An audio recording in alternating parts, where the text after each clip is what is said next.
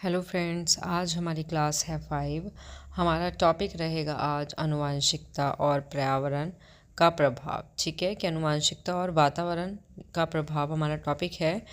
और ये जो हमारा सब्जेक्ट है वो बाल विकास और शिक्षा शास्त्र मतलब CDP है। और टॉपिक हमारा यही है इन्फ्लुएंस ऑफ हेरिडिटी एनवायरनमेंट। और ये जो आपकी थ्योरी आज होगी इससे बाहर आपका एक भी क्वेश्चन नहीं आएगा, क्योंकि आनुवंशिकता और जो वातावरण पर्यावरण है बिल्कुल बेस से आपको क्लियर इसमें कराया जाएगा। ओके, नाउ स्टार्ट करते हैं। जिसको भी वीडियो पसंद आए वो इसको लाइक शेयर सब्सक्राइब करना ना भूले। तो हम स्टार्ट करते हैं कि आनुवंशिकता और वातावरण का प्रभाव क्या है। ठीक है, तो सबसे पहले हमें पता होना चाहिए कि आनुवंशिकता का स्वरूप व अवधारणा। हमारी जो फर्स्ट हेडिंग होगी वो क्या होगी? वो होगी हमारी आनुवंशिकता का स्वरूप व अवधारणा। ओके, तो इसमें सबसे पहले आता है अनुवांशिक गुणों के एक पीढ़ी से दूसरी पीढ़ी में संचरित होने की प्रक्रिया को आनुवंशिकता मतलब हेरिडिटी कहा जाता है। कि हेरिडिटी आपकी वो होती है, वंशानुक्रम आपका वो होता है कि ऐसे गुण जो हमारी एक पीढ़ी से हमारी दूसरी पीढ़ी में पहुंच जाते हैं, चले जाते हैं, संचरित हो जाते हैं, या संचरित होने की जो प्रक्रिया होती है उसी को क्या कहा जाता है? उसको कहा जाता है हेरिडिटी। क्लियर? आगे हमारा इसमें नेक्स्ट पॉइंट आता है। नेक्स्ट पॉइंट आता है आनुवंशिक लक्षणों के पीढ़ी दर पीढ़ी संचरण की विधि व कारण के अध्ययन को आनुवंशिकी मतलब जेनेटिक कहा जाता है। हेरिडिटी तो कहा जाता है कि जो गुण एक पीढ़ी से दूसरी पीढ़ी में संचरित हो रहे हैं, उसका जो प्रोसेस है, उसकी जो प्रक्रिया है। ठीक है, लेकिन आनुवंशिकी जेनेटिक किसको कहा जाता है? कि जो लक्षण होते हैं मीन्स गुणी होते हैं, पीढ़ी दर पीढ़ी संचरित होने की जो विधि होती है, क्या होती है?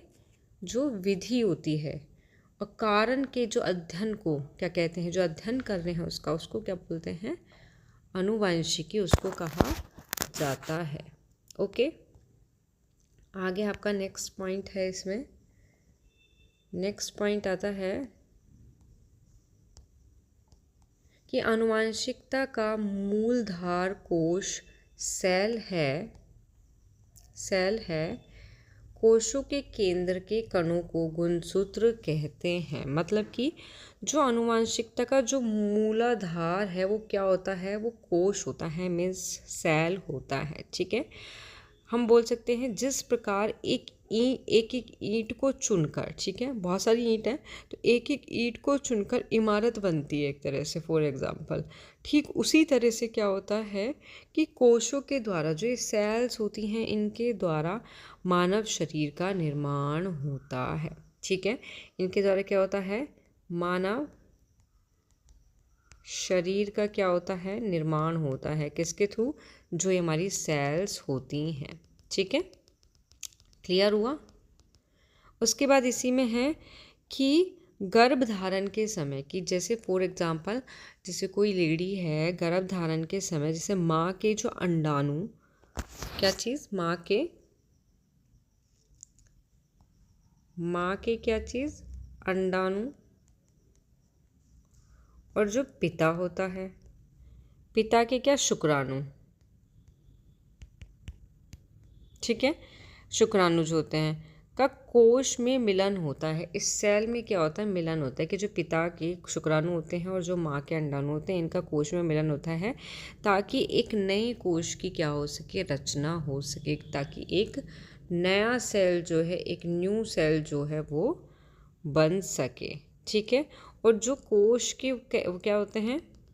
आपके कोश के जो केंद्र होते हैं, कोशों के केंद्र के कण, जो कोश होते हैं कि केंद्र के कणों को गुणसूत्र कहते हैं। कोशों का जो केंद्र होता है, केंद्र को हम बोलते हैं न्यूक्लियस। ठीक है, न्यूक्लियस के जो कणों को क्या कहते हैं? गुणसूत्र कहते हैं। गुणसूत्र को हम क्या बोलते हैं? क्रोमोसोम। आपने पढ़ा होगा, ये साइंस में आता है ये, क्रोमोसोम्स। ठीक है, कि जो गुणसूत्र होते हैं इसको क्या बोलते हैं? क्रोमोसोम्स कहते हैं। आगे इसी में है, आगे आता है कि जो मानव का शरीर होता है, ठीक है, मानव का जो शरीर मीन्स जो गुणसूत्र का अस्तित्व होता है, जो गुणसूत्र हैं हमारे, गुणसूत्र हैं, इनका जो अस्तित्व होता है वो होते हैं युग्म। ठीक है, क्या होता है? युग्म। और मानव के जो कोश है, जो मानव का जो सेल होता है, मानव का जो सेल होता है, यहाँ पे लिखा है नेक्स्ट पॉइंट में कि मानव के कोश में 46 गुणसूत्र होते हैं और 23 युग्मों में व्यवस्थित होते हैं। मीन्स जो गुणसूत्र है इसका जो अस्तित्व है वो क्या होता है? वो होता है युग्म। ठीक है, और मानव के कोश में कितने? 46 गुणसूत्र और 23 युग्मों में व्यवस्थित होते हैं। जो 46 गुणसूत्र होते हैं वो कितने युग में व्यवस्थित होते हैं? 23 युग में व्यवस्थित होते हैं। ओके, और ये इसमें क्या होता है कि जो प्रत्येक युग्म है, जैसे प्रत्येक युग्म है तो इसमें जो एक है, प्रत्येक युग्म में एक माँ से आता है और दूसरा पिता से आता है इसमें। ओके, और ये जो गुणसूत्र हैं ये किसका? ये आनुवंशिकी। ये जो गुणसूत्र हैं ये क्या करते हैं? जो आनुवंशिकी,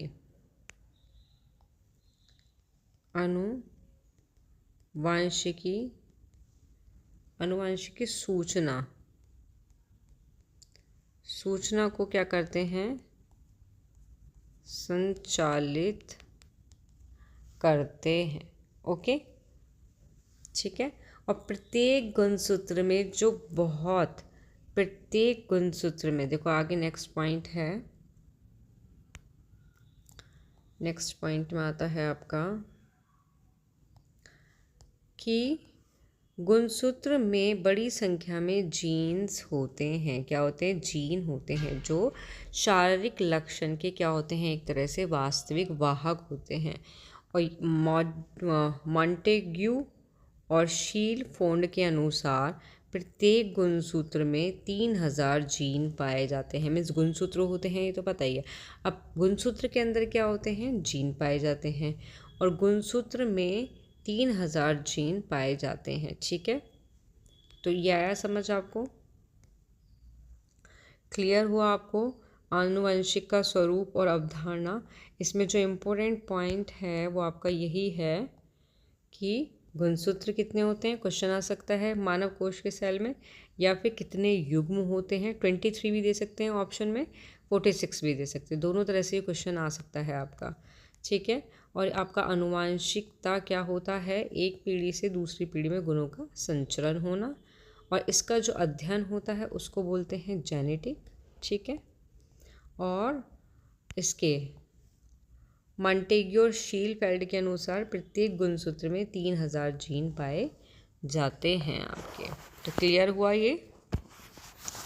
इसमें आपका एक चीज़ और आता है, जैसे यहाँ पे था आपका, यहाँ मैंने बताया था, यहाँ इस पॉइंट पे मैंने बताया था आपको कि माँ का अंडाणु और जो पिता होते हैं उनके शुक्राणु आपस में मिलते हैं तब एक नए सेल का जन्म होता है।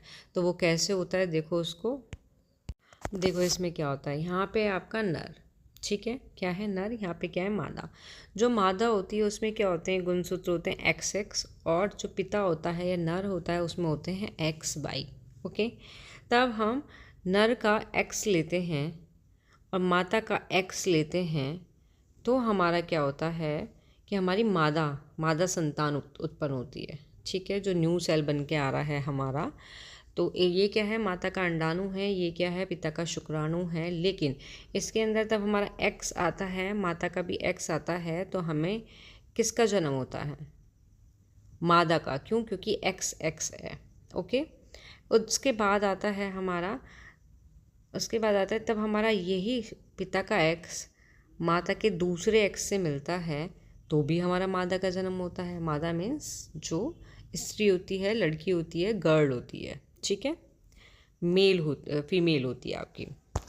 उसके बाद इधर आता है लैंगिक गुणसूत्र को, देखो किस तरीके से होते हैं। अगर हमारे पिता का क्या है, वाई गुणसूत्र है, और जो हमारी माता है उसका एक्स गुणसूत्र है, तो ये क्या हुआ, एक्स वाई हुआ, तो हमारा किसका, नर का जन्म होगा। ठीक है। और हमारा फिर सेकेंड आता है इसी में सेकेंड आता है कि हमारे पिता का अगर वाई है और माता, इसमें क्या आता है, हमारा पिता का अगर वाई है, पिता का हमारा वाई है, अगर माता का हमारा ये वाला एक्स है, तो भी हमारा नर का जन्म होता है।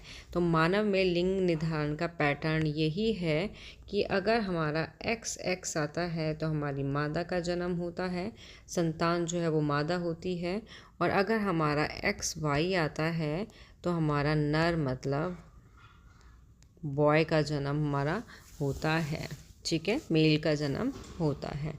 तो ये है हमारा मानव में लिंग निर्धारण का पैटर्न।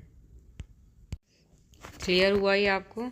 आगे आता है हमारा आनुवांशिकता का प्रभाव। नहीं, पहले हमारी इसकी परिभाषा आती है। पहले परिभाषा देखो आनुवांशिकता की। फर्स्ट परिभाषा जो है वो है जेम्स ड्रेवर के अनुसार। ये कहते हैं कि शारीरिक मानसिक विशेषताओं का माता पिता से संतान में हस्तांतरण होना आनुवांशिकता कहलाता है। इनका कहना है कि जो हमारे शारीरिक लक्षण होते हैं, फिज़िकल मेंटली, जो मानसिक हमारी जो विशेषताएं होती हैं, हमारी क्वालिटी होती हैं, वो अगर माता पिता से संतान के अंदर जा रही हैं, ट्रांसफ़र हो रही हैं, तो उसको बोलते हैं हम आनुवांशिकता। ठीक है। नेक्स्ट इसमें आता है हमारा रूथ बेनलेट के अनुसार। ये कहते हैं वंशानुमान माता पिता से संतानों के प्रति होने वाले गुण हैं। ठीक है, वही चीज़ आ जाती है कि वंशानुमान जो है वो वही है जो माता पिता से संतान के अंदर जा रहे हैं गुण। तो इन्होंने इसको दूसरी तरीके से लिख के दे दिया। तो ये है डेफिनेशन, परिभाषाएं। उसके बाद आता है आपका आनुवांशिकता का प्रभाव। ओके, जिसमें हमारे जो इसके प्रभाव हैं, इफ़ेक्ट हैं, वो 2 हैं। फर्स्ट आता है हमारा शारीरिक लक्षणों पर प्रभाव, इफ़ेक्ट ऑन फिज़िकल कैरेक्टरिस्टिक। ठीक है। सेकंड आता है इसी में हमारा बुद्धि पर प्रभाव, जिसको हम बोलते हैं इफ़ेक्ट ऑन इंटेलिजेंसी। तो ये दोनों के दोनों क्या हैं, आनुवांशिकता का प्रभाव है हमारा। तो सबसे पहले हम फर्स्ट के बारे में पढ़ेंगे कि शारीरिक लक्षणों पर प्रभाव, आनुवांशिकता का जो है शारीरिक लक्षण पर कैसे प्रभाव पड़ता है, कैसे इसको इफ़ेक्ट करता है।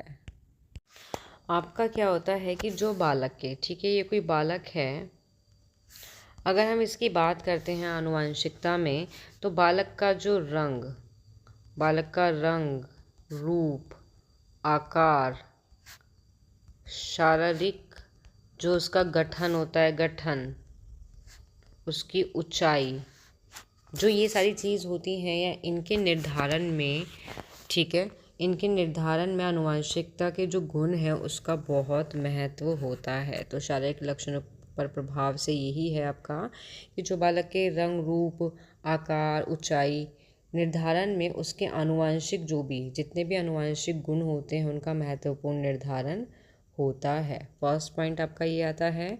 सेकंड पॉइंट आता है इसमें आपका बालक के जो आनुवांशिक गुण होते हैं वो वृद्धि व विकास। ठीक है, कि जो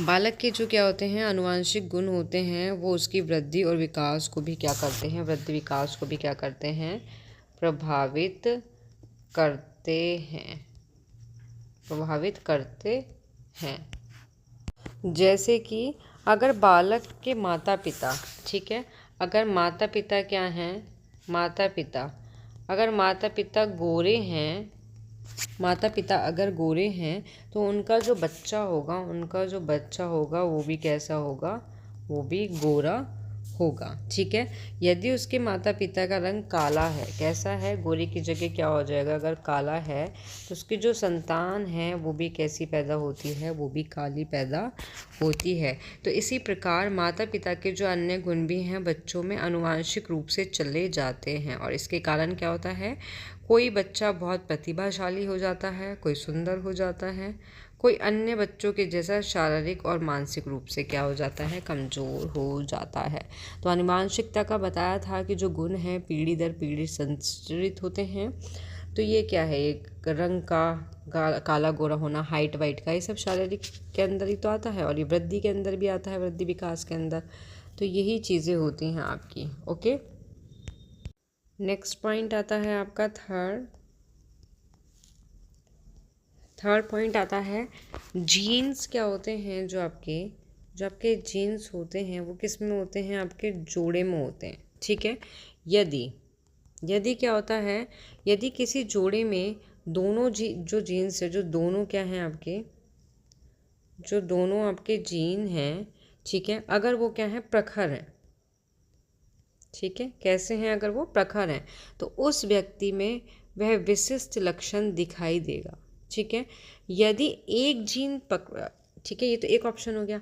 अगर एक जीन क्या है, प्रखर है, दूसरा ऑप्शन आता है इसी में, और दूसरा क्या है, दूसरा जीन प्रतिगामी है, तो जो प्रखर होगा वही अस्तित्व में रहेगा। ठीक है, नेक्स्ट पॉइंट आता है 4 पॉइंट में आता है कि जो लक्षण दिखाई देते हैं, लक्षण दिखाई देते हैं, कि जो लक्षण दिखाई देते हैं, लक्षण जो दिखाई देते हैं उन्हें क्या बोलते हैं, उनको बोलते हैं समलक्षणी, या फिर इसको बोलते हैं फिनोटाइप्स। ठीक है, क्वेश्चन आ सकता है फिनोटाइप्स क्या होता है, कि जो लक्षण दिखाई देते हैं उनको फिनोटाइप्स या समलक्षी बोलते हैं। जैसे कि आँखों का रंग, कि वो क्या है, वो हमें दिखाई देता है। ओके, तो ये क्या होता है, फिनोटाइप्स इसको हम बोलते हैं। तो ये हैं बच्चे के शारीरिक लक्षणों पर प्रभाव। नेक्स्ट इसमें हेडिंग है इसी के अंदर,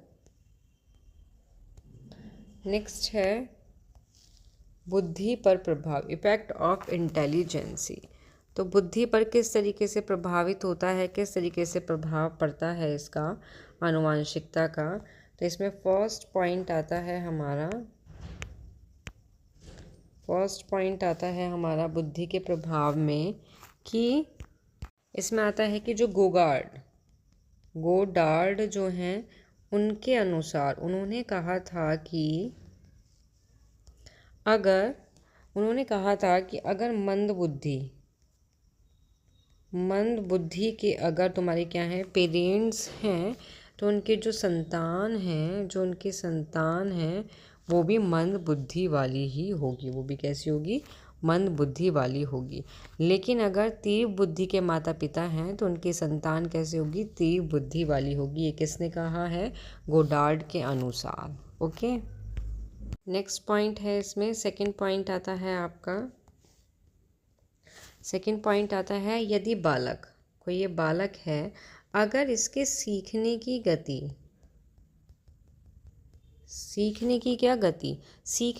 अगर कैसी है, अगर सीखने की गति इसकी अधिक है, कैसी है, अगर सीखने की गति अधिक है तो उसका मानसिक विकास भी तीव्र होगा।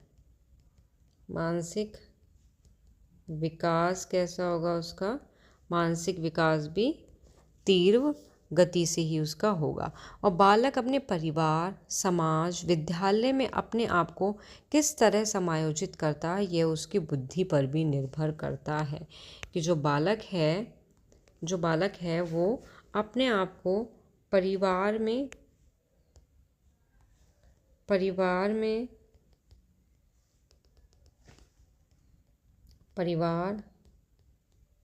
समाज, विद्यालय में जिस तरीके से समायोजित करता है, अपने आप को समायोजित करता है, वो सब किस पर निर्भर करता है? उसकी बुद्धि पर ही निर्भर करता है। ओके। एक आपका इम्पोर्टेंट है, नोट करके लिखना, ये चीज़ नोट करके लिखना कि जो आनुवांशिकता होती है, जो वंशानुक्रम होता है, इसका जो प्रभाव है वो किस पर? चरित्र पर भी विशेष रूप से पड़ता है। ये बात कैसे पता लगी? इसलिए मतलब जो आमतौर पर ये चीज़ देखी गई है। और ये सिद्ध किसने किया था? ये सिद्ध किया था कि जो डगडेल थे, उन्होंने 1877 में ज्यूक नामक एक व्यक्ति के जो वंशजों का क्या किया था? अध्ययन किया था कि जो व्यक्ति के चरित्र में भी उसके वंशानुक्रम का विशेष प्रभाव पड़ता है, ठीक है, और ये प्रभाव स्पष्ट रूप पर भी देखा गया है, इसलिए बच्चों पर उसका प्रभाव पड़ना एक तरह से स्वाभाविक है। ये मोस्ट इम्पोर्टेंट पॉइंट है कि डगलसन ने 1877 में ज्यूज नामक व्यक्ति के वंशजों का अध्ययन किया और ये बात उन्होंने सिद्ध कर दी थी कि हाँ भाई, वंशानुक्रम का चरित्र पर भी प्रभाव पड़ता है और स्पष्ट रूप से देखने को मिलता है। ठीक है। उसके बाद नेक्स्ट हेडिंग आती है इसमें, वंशानुक्रम के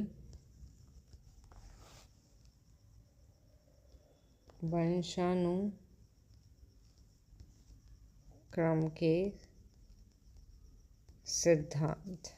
ठीक है, जिसमें फर्स्ट सिद्धांत आता है भिन्नता का सिद्धांत। तो भिन्नता के सिद्धांत में क्या है कि भिन्नता के सिद्धांत के अनुसार ही क्या होता है, जो भिन्नता का सिद्धांत है इसके अनुसार ही क्या होता है आपका, बच्चों में भिन्नता पाई जाती है। ठीक है, वंशानुक्रम के सिद्धांत में फर्स्ट सिद्धांत है भिन्नता का सिद्धांत, कि भिन्नता के सिद्धांत के अनुसार ये है कि बच्चों में भिन्नता पाई जाती है, किसके कारण? वंशानुक्रम के कारण। ठीक है। सेकंड आता है आपका प्रत्यागमन का सिद्धांत, जिसको हम प्रिंसिपल ऑफ रिग्रेशन बोलते हैं। ठीक है, तो इसमें क्या है आपका कि जो सारेंस हैं, कौन है? सारेंस के अनुसार क्या था आपका, प्रत्यागमन का सिद्धांत ये कहता है कि अगर मान लो माता पिता क्या हैं आपके, अगर माता पिता क्या हैं, तीव्र बुद्धि के हैं। ठीक है, कैसी बुद्धि के हैं? तीव्र बुद्धि के हैं, लेकिन जो उनकी संतान उत्पन्न हो रही है वो क्या है? वो मंद बुद्धि की उत्पन्न हो रही है। तो ये सिद्धांत किसके अंतर्गत आता है? ये कौन सा सिद्धांत है? तो ये प्रत्यागमन का सिद्धांत है। मतलब कि विपरीत गुणों का उत्पन्न होना ही क्या कहलाता है? प्रत्यागमन कहलाता है। ओके, क्लियर हुआ? उसके बाद नेक्स्ट आता है हमारा, थर्ड आता है हमारा बीजमैन का सिद्धांत। ठीक है, तो बीजमैन का सिद्धांत क्या है? जो बीजमैन का सिद्धांत है इसको जनित्र द्रव्य की निरंतरता का सिद्धांत भी इसको हम कहते हैं। ठीक है, इसमें क्या होता है, इनके अनुसार है कि जो जर्म्स प्लाज्म है, जो जनित्र द्रव्य हैं, एक पीढ़ी से दूसरी पीढ़ी की ओर संचरित होते हैं और इसमें निरंतरता होती है, और यही कारण है कि इसमें जनित्र द्रव्य की निरंतरता कहते हैं। जनित्र द्रव्य की निरंतरता क्यों कहते हैं बीजमैन सिद्धांत को? क्यों? क्योंकि इनके अनुसार क्या था, इनके अनुसार ये था आपका कि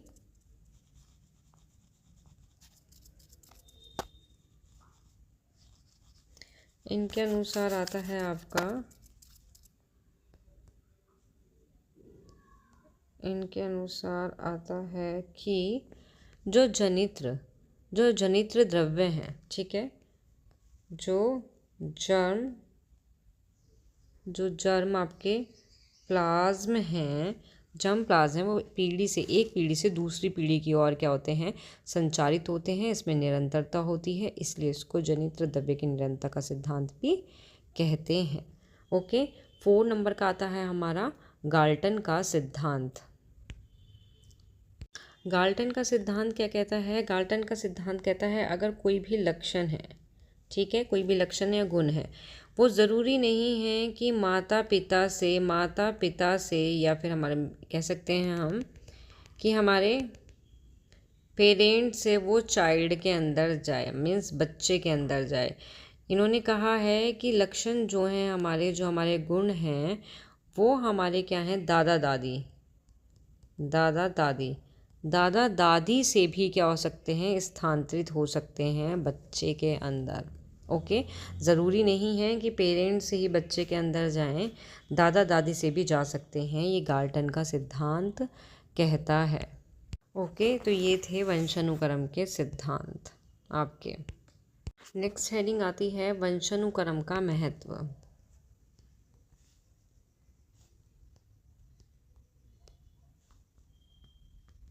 वंशानुक्रम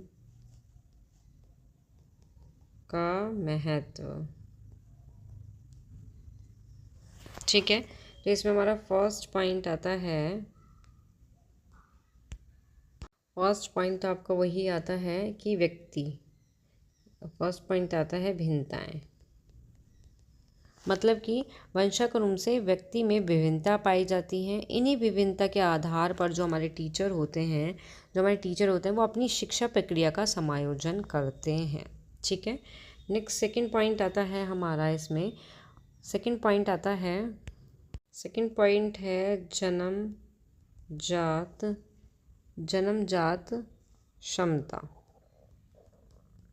कि वंशानुक्रम के द्वारा ही बालक की जन्मजात क्षमता का पता लगता है, जो अध्यापक को उनके शिक्षा कार्य में सहायता उनको मिल सकती है इसमें, ठीक है। थर्ड पॉइंट है हमारा इसके अंदर शरीर संरचना, कि वंशानुक्रम से ही शरीर की संरचना बनती है। ओके, 4 पॉइंट आता है, 4 और लास्ट पॉइंट है इसमें कि लिंग भेद, कि वंशानुक्रम के कारण ही बच्चे में लिंग भेद पाया जाता है। लड़के और लड़कियों में के विषयों में को लेकर अधिकता होती है इस चीज़ की, और अध्यापक उनके अनुसार ही शिक्षा की व्यवस्था कर सकता है। कि लड़के और लड़कियों में विषयों को लेकर, किस चीज़ को लेकर, सब्जेक्ट को लेकर क्या होती है, सब्जेक्ट को लेकर क्या है, अधिक ये चीज़ देखा जाता है, भिन्नता देखी जाती है। लिंग विभेद के अंदर यही देखा जाता है, विषय उनका जो सब्जेक्ट है, तो अध्यापक उनके अनुसार ही क्या करता है, शिक्षा की व्यवस्था करता है। ओके, तो ये है वंशानुक्रम के महत्व। तो यहाँ ये आपकी जो क्लास है वो समाप्त होती है आपकी क्लास। तो हमने इसमें क्या है, अनुवांशिकता के बारे में पढ़ाया है इसमें, ठीक है। आज हमने क्या पढ़ाया आपको, आज आपका क्या था कि अनुवांशिकता की अवधारणा स्वरूप पढ़ाया था। आज इसकी परिभाषाएं पढ़ाई हैं, और आपका आता है इसके अंदर कि अनुवांशिकता का प्रभाव, कि इसका शारीरिक लक्षणों पर प्रभाव, बुद्धि, और आपका इसके सिद्धांत पढ़ाए हैं और इसका महत्व, ठीक है। तो आज अनुवांशिकता आपका क्लियर किया। जो कल आपका न्यू आपकी हेडिंग रहेगी, इसी टॉपिक से रिलेटेड रहेगा, वातावरण का परिभाषाएं, इनको प्रभावित करने वाले कारक जो भी होते हैं, ये सारे के सारे इसके अंदर आएंगे। तो यहाँ क्लास होती है, और नेक्स्ट क्लास में मिलेंगे हम वातावरण को, इसी टॉपिक का वातावरण को डिस्कस करेंगे, क्लियर करेंगे आपको। देन उसके बाद हम क्या करेंगे, इस टॉपिक से रिलेटेड हम कुछ महत्वपूर्ण प्रश्न करेंगे जो आपके एग्ज़ाम के लिए इम्पोर्टेंट रहेंगे। ओके, जिसको भी वीडियो पसंद आए वो इसको लाइक शेयर सब्सक्राइब करना ना भूलें। ओके, और ये जो आपकी क्लास चल रही है ये सीटेट के लिए मोस्ट इम्पोर्टेंट है आपकी। अभी से तैयारी अगर आप करोगे तो तभी आप जाके जुलाई में जो आपका एग्ज़ाम है उसको आप क्लियर कर पाओगे। ऐसे नहीं होता कि हाँ भाई जुलाई में आपका एग्ज़ाम है तो आप उससे पहले ही सिर्फ 1 हफ़्ता पहले या 2 हफ़्ते पहले ही पढ़ना शुरू करोगे। धीरे धीरे क्या है, आप कॉन्सेप्ट जो बेस आपका है उसको क्लियर करते चलो कि आपको एग्ज़ाम टाइम में क्या हो कि सिर्फ आपको एग्ज़ाम टाइम में क्या करना है, सिर्फ रिवीज़न करना है। और इस बार आपको अपना जो एग्ज़ाम है उसको क्या करना है, बिल्कुल क्लियर कर देना है। फर्स्ट अटैम्प्ट में ही आपको क्लियर करना है। तो जितना ज़्यादा से ज़्यादा हो सके इस वीडियो को शेयर करें ताकि सभी के पास जाए और सब अपना जो टेट का एग्ज़ाम है उसको क्लियर कर सकें। Okay, thank you.